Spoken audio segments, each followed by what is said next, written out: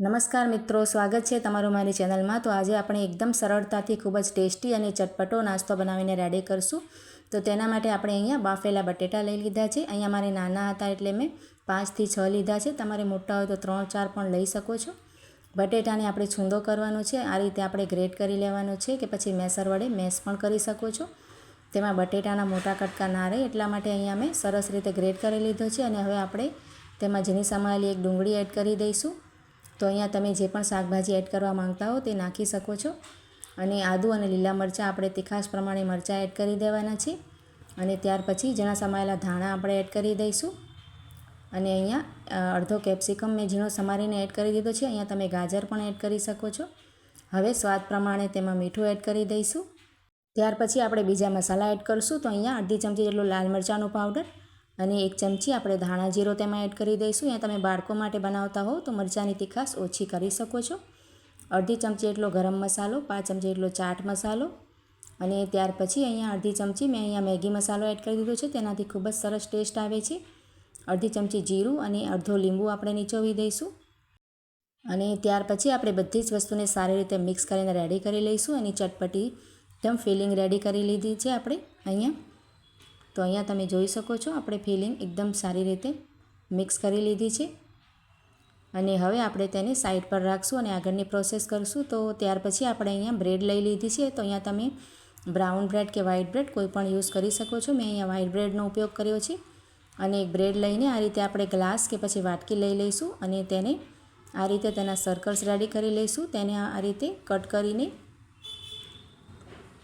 તો અહીંયા પૂરીની જેમ આપણે તેને કટ કરી લીધી છે। તો આ જ રીતે આપણે બીજા પણ સર્કલ્સ રેડી કરી લેવાના છે બધી જ બ્રેડના। અને જે આપણે તેની સાઇડ્સ નીકળે તેને આપણે પીસીને બ્રેડ ક્રમ્સ બનાવી લઈશું। તે આપણે આગળ આ જ નાસ્તામાં આપણે તેનો ઉપયોગ કરવાનો છે।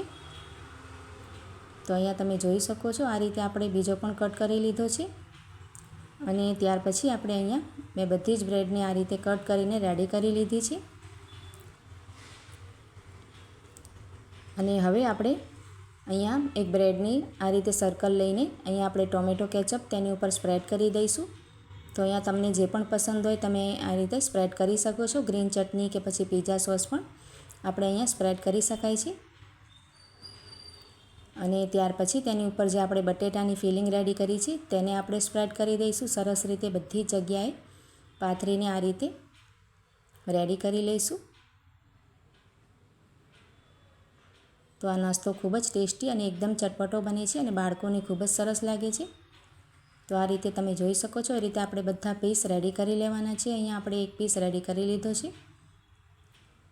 અને અહીંયા આપણે બીજો પણ આ જ રીતે રેડી કરી લઈશું।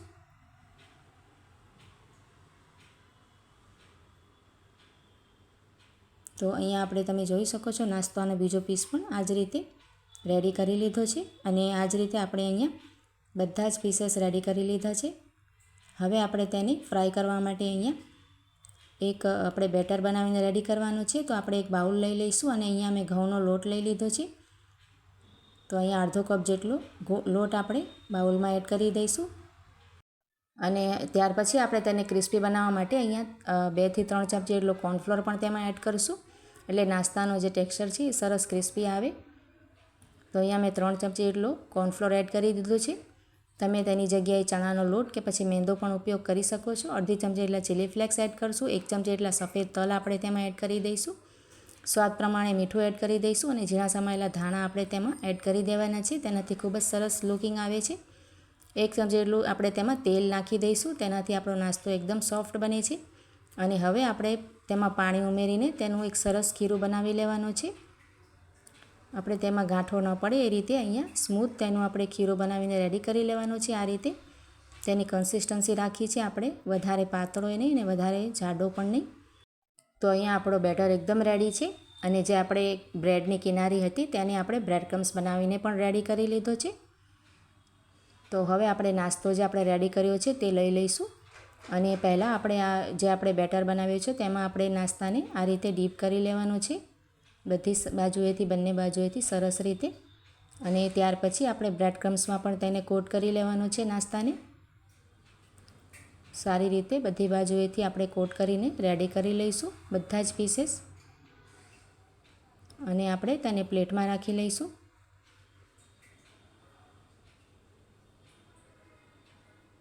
તો આ જ રીતે આપણે બધા જ નાસ્તાને આપણે ડીપ કરવાનો છે. પહેલાં આપણે જે બેટર છે તેમાં, અને ત્યાર પછી આપણે બ્રેડ ક્રમ્સમાં તેને કોટ કરી લઈશું.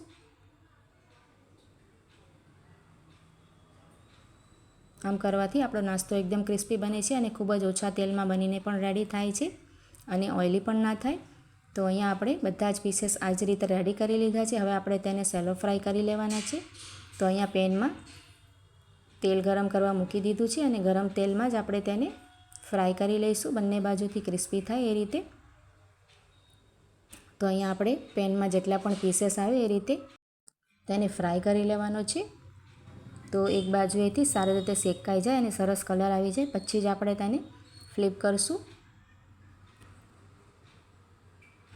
તો અહીંયા આપણે નાસ્તાને ફ્લિપ કરી લઈશું. તો તમે જોઈ શકો છો સારી રીતે શેકાઈ ગયો છે અને સરસ કલર આવી ગયો છે. તો મિત્રો, તમને જો આ નાસ્તાની રેસીપી સારી લાગી હોય તો તેને લાઇક, શેર અને કમેન્ટ જરૂરથી કરજો અને તમારા મિત્રો અને ફેમિલી સાથે શેર પણ કરજો. અને જો મારી ચેનલ પર તમે નવા હો તો ચેનલને સબસ્ક્રાઈબ કરી આપજો. તો અહીંયા આપણે નાસ્તાનો તમે જોઈ શકો છો સારી રીતે કલર આવી ગયો છે અને એકદમ ક્રિસ્પી આપણો નાસ્તો બનીને બિલકુલ રેડી થઈ ગયો છે.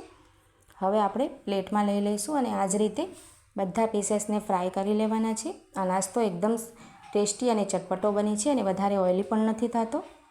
મિત્રો, તમે આ રેસીપીને એકવાર ચોક્કસ ટ્રાય કરજો. તો અહીંયા આપણો નાસ્તો તમે જોઈ શકો છો એકદમ રેડી થઈ ગયો છે. ખૂબ જ ટેસ્ટી અને ક્રિસ્પી નાસ્તો બનીને રેડી થયો છે. ઉપરથી ક્રિસ્પી અને અંદરથી સોફ્ટ બને છે. તો આપણે તેને સાંજ માટે, ચા માટે કે પછી બાળકોને લંચ બોક્સમાં આપવા માટે આ નાસ્તો બનાવીને રેડી કરી શકાય છે.